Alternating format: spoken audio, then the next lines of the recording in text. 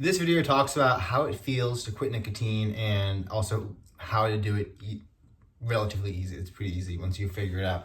But my own story of it, I got started vaping when I was 17, vaped from 17 to 19. Then during COVID, went to American Spirits for 2 years, where I was only smoking like 3 to 5 a day. And then I eventually quit. In there, I went from American Spirits to vaping back and forth a couple times. But I finally quit, and I'm going to talk about first how it felt trying to use the willpower method. So this is when, I wasn't checking my own thoughts. I wasn't really controlling my mind. So I would often feel these cravings for nicotine, and I would kind of fixate on it and let it grow, feel into it. Like one time in math class, I literally couldn't think of anything else, and I was just consumed with the desire to hit my vape because I forgot it at my apartment, and I wanted to just leave class and go out and hit it. Normally I would have just gone to the bathroom and had it on me and then hit it there, but I was just fixating it. I couldn't think.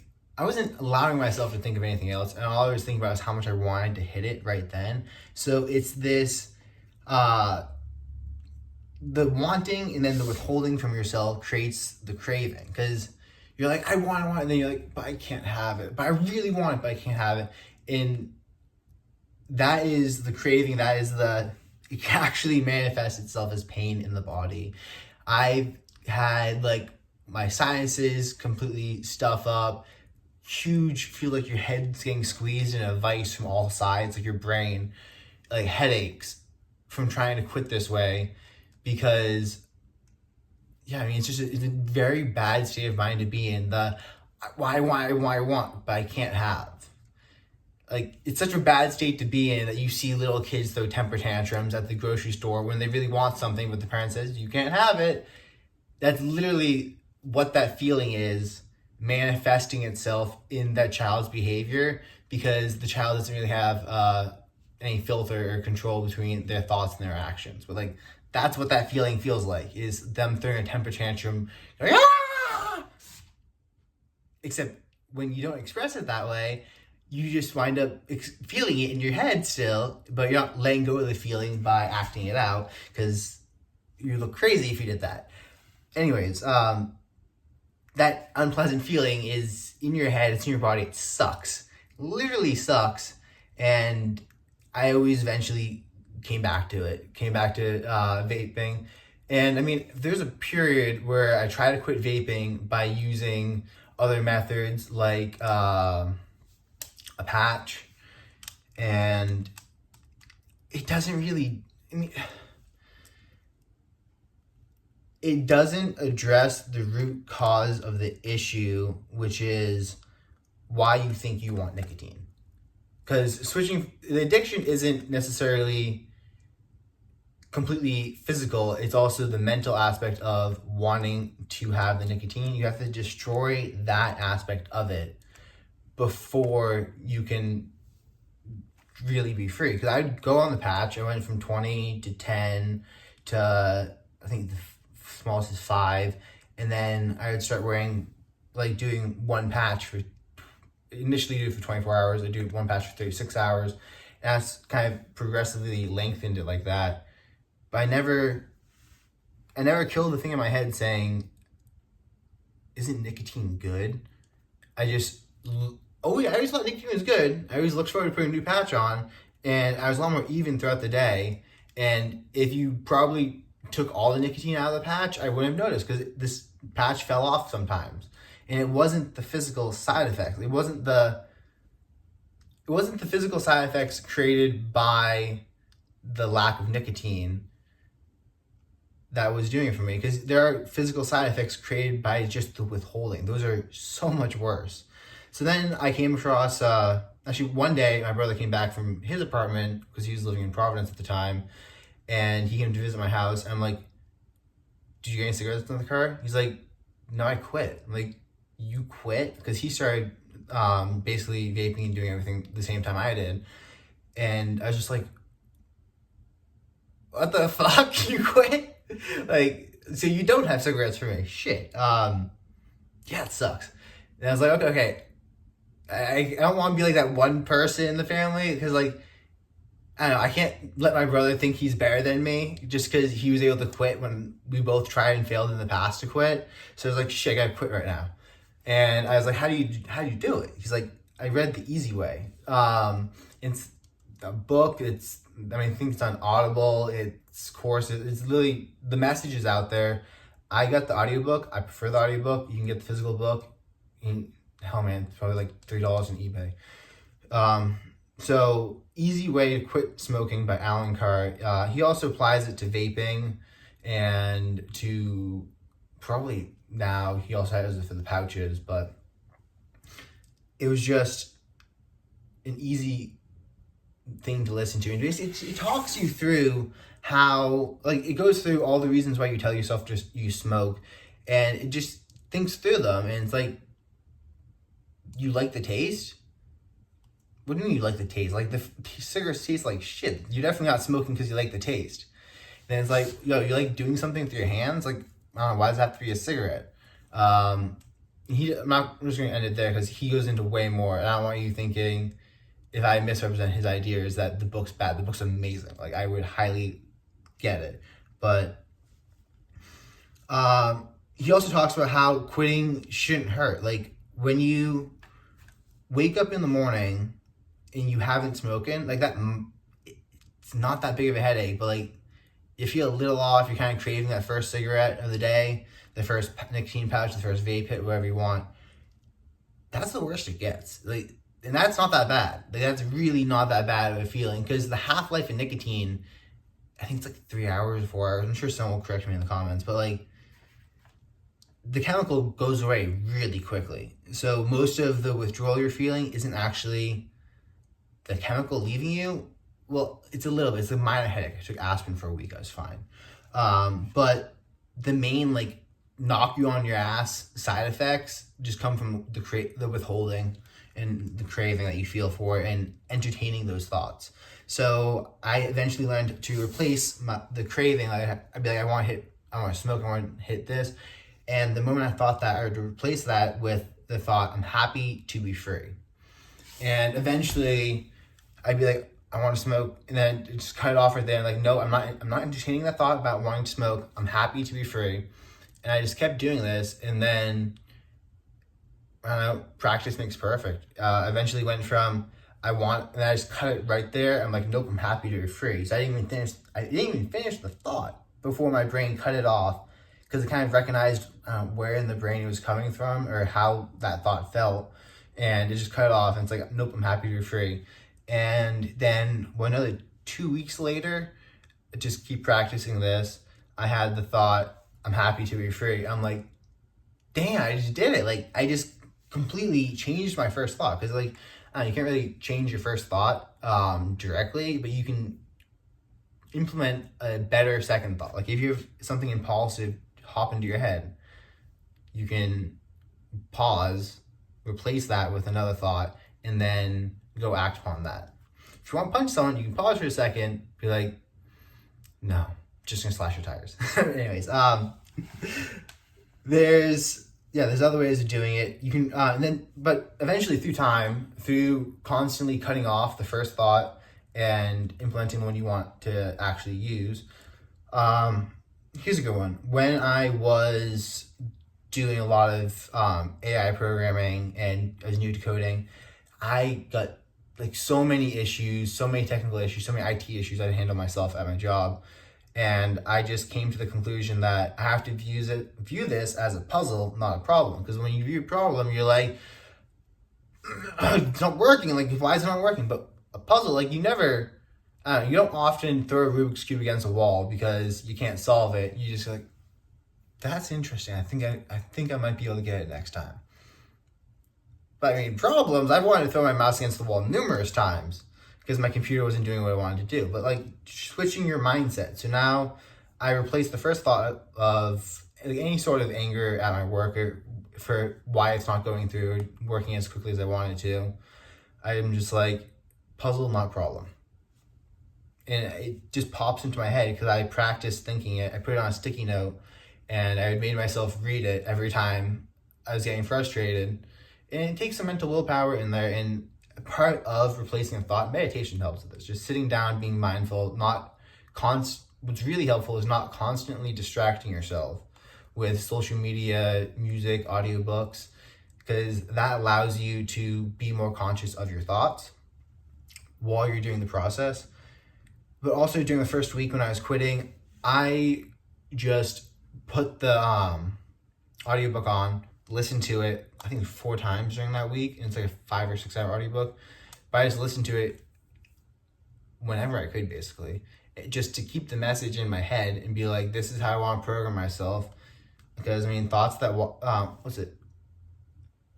fire together, neurons that fire together, wire together. So basically, the more you think something, the deeper that path becomes and the easier it is to think it in the future, which is why there's some difficulty going through and changing your habits. But it was actually easy. I don't smoke, but one thing I did have an issue with was 2 days ago, the pleasant thought of I should get some Zins came into my head. I'm like, why am I thinking this?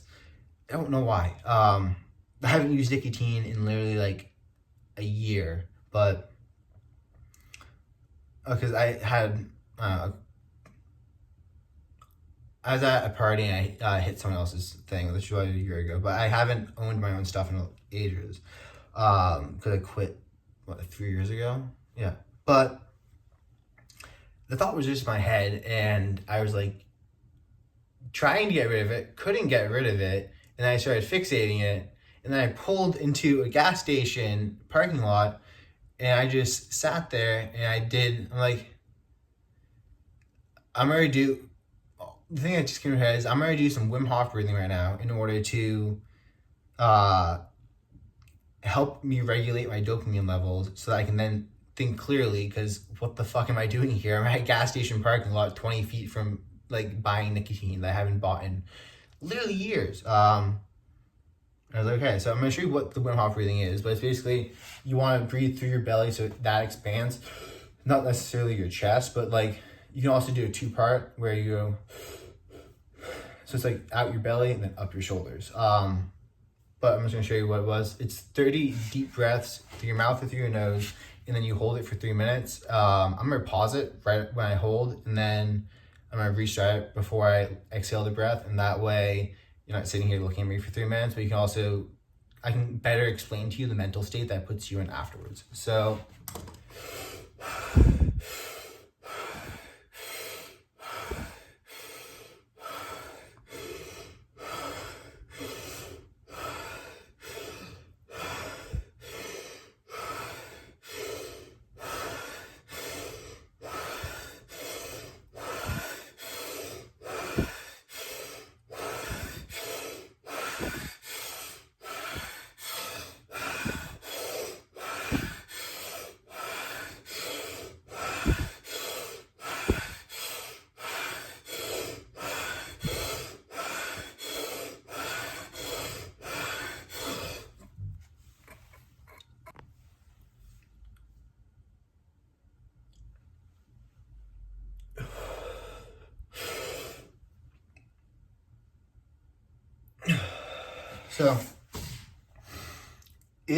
the reason why I do that is it helps regulate dopamine levels, and it also helps regulate other things like serotonin, oxytocin, and it's a natural high that it gives you, and you're like, okay, I can do that.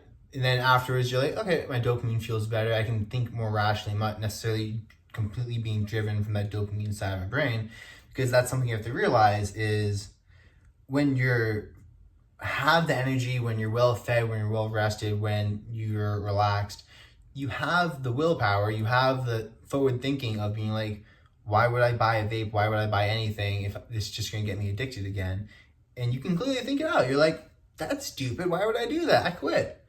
But then when you're tired, late at night, hard work, the dopamine side of your brain, the thing that just craves dopamine, TV, food, sex, this is the thing your brain craves, and it's a very lower operating system, which is solely based on how do I get pleasure, or how do I, this is normally why people overeat at night or snack at night, or eating sweeter foods or sugary foods. If you ever found it easy to maintain a diet, like sticking your diet for breakfast, sticking on your diet for lunch, have your diet for dinner, and then afterwards you just eat like some junk food.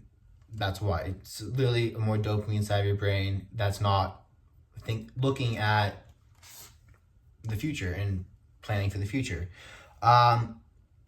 So more dopamine side of the brain. Yeah, so doing the breathing helps to regulate that, give you that dopamine side of the brain, the dopamine, which helps you to then think better. And that was the first step I did, which was breathing. And then I asked myself, because I was still parked in the front of the convenience store, 20 feet from Nicotine, that I haven't done in years, that would really be stupid for me to buy. I asked myself, what would my best self do? And that was a tough one. Well, not really tough, but it was, I wouldn't smoke. I wouldn't get a pack of Zins. But I want it. What would my best self do? But I want it. What would my best self do? And I'm like, fuck man, like I can't choose to be a worse version of myself. Like once I am there, once I'm conscious that that's what this choice is, I'm not willing to make that. Like sometimes you just auto default into bad habits. But then once I regulate the dopamine in my brain, I had the consciousness, I had the mental energy to ask, what would my best self do? And I was like, my best self wouldn't do this. My best self would not get himself addicted to nicotine again, because that's freaking stupid. And it's time, effort to quit. I'm just like, no. I can't consciously make myself worse when I spent years and tons of effort to try and make myself the best version of myself that I can be. Like, why would I want something worse for myself? Why would I want to be a worse version of myself? And I was like, shit, I can't go in. And then I drove away. And then as I drove away, I was thinking, all of this was because I was in a low dopamine state, and I entertained the thought of, I should get nicotine. I was like, but I don't want to smoke. Smoking's bad for me. And then I was like, maybe Zins. Then I was like, what would that feel like if I took a Zin right now? Oh, I think that'd feel pretty good. And I was just thinking about this, but I was entertaining the freaking thoughts, man. And that's why the desire actually even came to the point where I pulled into the parking lot. And what doing the breathing allowed was for me to think in a higher consciousness state, have more mental energy, and better regulate the neurochemicals going on in my brain. So I then had the thought of, what would my best self do? My best self would start be on watch and replace whenever I start having that craving. I'm happy to be free. And that's what I've been doing the past couple of days. It literally happens less and less, but I have the thought of, ooh, that's a gas station, I could get a Zin as I drive by the road. And I'm like, no, I'm happy to be free. And I'm like, and I repeat that out loud, I'm happy to be free. And like, why am I saying this? I'm like, because I keep forgetting how unpleasant it is to be addicted. Like, I hated it. There was such a weight lifted off my shoulders and such pride I felt in myself when I finally quit. Because I was like, it's horrible for you. Like, it's literally horrible. How it fucks over your willpower. Because you're like, I'm happy. You don't want to, like, at the end, you don't want to be smoking. You might, or vaping, you might realize, like, you have a really bad cough. You, like, something comes up in your throat. You're like, and then you like spit it out. And you're like, what the fuck is that? And you're like, it's like brown. It's all disgusting. And you're like, shit, man, I should stop. And you put it away. You're like, I'm not going to hit it for the rest of the day. 2 p.m. comes along, you hit it. You're like, shit, I'm not going to hit it the rest of the day. 4 hours later, splitting headache, you hit it. You're like, I just wanted to feel better. Because at a certain point, you're like, right after you hit it, you're like, oh, I'm good. I don't want to hit it for the rest of the day. And then you start feeling like shit, and you're like, I just don't want to feel like this. So then you go hit it, and you're like, well, I'm not going to need it for the rest of the day. And you totally plan on not hitting it for the rest of the day. Like, that is a promise you're making yourself. You might write that in your journal. You might write that on a piece of paper. You might write a note to yourself and sign it. You might literally put it in a wooden box you made where you have to knock a wooden dowel to the side, like a whole complex box, where the purpose of that box is to take 5 minutes to open, so that it gives you time to think about it, which is what I made. I made a box, kind of like this. I drilled a section out like here, and then I put a dowel going to the side, so it was a pin, and I kept the block in my desk, and every time I wanted to use it, I had to go to my other room, get a hammer the dowel out the side, and then the vape would fall through, and then I'd hit it. And on the box, I wrote, I won't hit this more than 2 times a day. And seeing the promise I made myself, and feeling so shitty that I'm just like, I don't care about the promise, I just want to hit it right now. Freaking horrible for you, man. Like, it literally destroys the trust you have in yourself, that when you say you're going to do something, that's what you do. It's really, really bad for you. And you just start thinking less of yourself, because you're like, shit, man, like, I can't do this. Like, I want to do this, but I can't. And when I finally did quit, I was like, I did it. Like, I'm not addicted, and I did it. And it was a huge weight that got lifted off my shoulders. But yeah, it's huge weight that got lifted off my shoulders. Well, it's control. Okay, so I just want to make sure that's all my thoughts. Okay, I remembered where I was at. So I was just trying to remember the chain of the conversation. I was happy to be free, and then I'm like, why was I happy to be free? And I talked about how devastating nicotine is for your brain. But yeah, having that saying reminds you, like, you're like free. Like, everyone wants to be free. So having a little, I think it's aphorism, montage, something like that. I think it's with an M, stressed with. But having that thing to say, that I'm happy to be free. I repeat it so many times to myself that those words now have meaning to me. So when I get cravings now and then, I can say it. I'm like, I'm happy to be free. I'm like, I just kind of go through and I feel the feeling of how happy I was to be free. I'm like, I felt pretty damn happy, man. I came up with this whole saying. It's in my mind. It's engraved into me. Saying those words helped me tap into how happy I feel to be free. And I'm like, I don't want to go back there. I don't. So I just keep repeating the words. I'm happy to be free. And eventually you repeat them so many times, you are like, why do I say that again? Like, and you need to think about it. You need to think about it, dig down into yourself, and kind of remember the feeling associated with those words of how happy you actually were to be free. Because you, at one point when you finally quit, you're like, I did it. Like, it's such a weight off your shoulders. You're gonna be really happy. So remember that, and then you kind of play back that feeling, and because your brain tricks you, man. Like, your brain you'll forget how bad it was when you were addicted, and then you'll also forget how quickly the tolerance comes back. So you won't even really, like, sure, the first time you hit it, the second time you hit it, the first time you hit it, have a pack, you might feel that buzz, but eventually you just don't feel it anymore, and you're doing it, and you're like, I don't notice a difference. And then at that point, you're already addicted again, and it takes a month to get there or so, because at least for me, the tolerance comes back really quick. And I'm like, now I have to quit, because it's not doing anything for me. I don't like being addicted.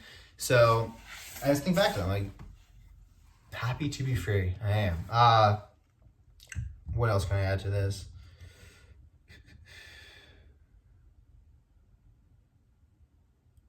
Yeah, I mean, that's about it. Also, one of the reasons why I like doing the breathing is that it gives you a similar head rush to the first time, at least for the first time I hit a vape, which is that feeling I realized I was trying to chase.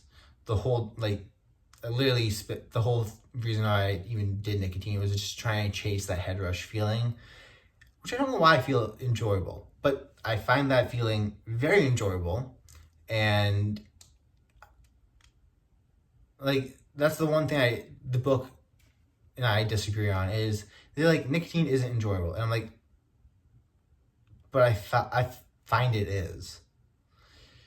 And I mean, that's the one downside I have to say to the book is different ways of smoking it are horrible for your health. A lot of the things you tell yourself about why you use it are false. But at the end of the day, I like that head rush feeling. That kind of like, ooh, like I went from hitting a Nova, which was a really strong one with full nicotine. Then I went from that to bong ripping tobacco because it got you even more like just you're like I really chased that. I would space out my dosages, so it'd be like 5 times or 6 times a day back when I was doing it, and I'd try to go as long as I could. Sometimes between like hits in order to make the next hit more intense, which is literally like putting on uncomfortable shoes in order for you to feel comfortable after you take them off. It's stupid doing that way, but I do the breathing because the breathing I can do naturally, and it puts me into that same state of like, I mean, if you do a lot of the breathing or you do different breathing exercises, the one I showed you is just gonna help raise your dopamine level. If you do that for like 40 breaths though, then yeah, that can be a pretty big head rush, and it's a natural high. It's a pretty intense natural high. It lasts for like 30 seconds to a minute, but a lot of the time that just takes the craving away. Like this is specifically for if I messed up the first thought and I entertained it, or if I keep thinking I'm happy to be free, but the thought keeps remaining. Because sometimes you're like, I'm happy to be free, and the thought stays. You're like, I'm happy to be free. The feeling stays, like kind of being low dopamine, wanting nicotine. And you're like, I want nicotine. You're like, I'm happy to be free. You're not entertaining it. You're not making it worse, but the feeling's still staying. So there's a difference. You can ignore it and keep saying, I'm happy to be free, and placing that thought. But the feeling causing that thought is still there. So then to address the feeling causing that thought, I do the breathing exercises, which gets that away. Yeah, comment on any questions you have down below, and peace out.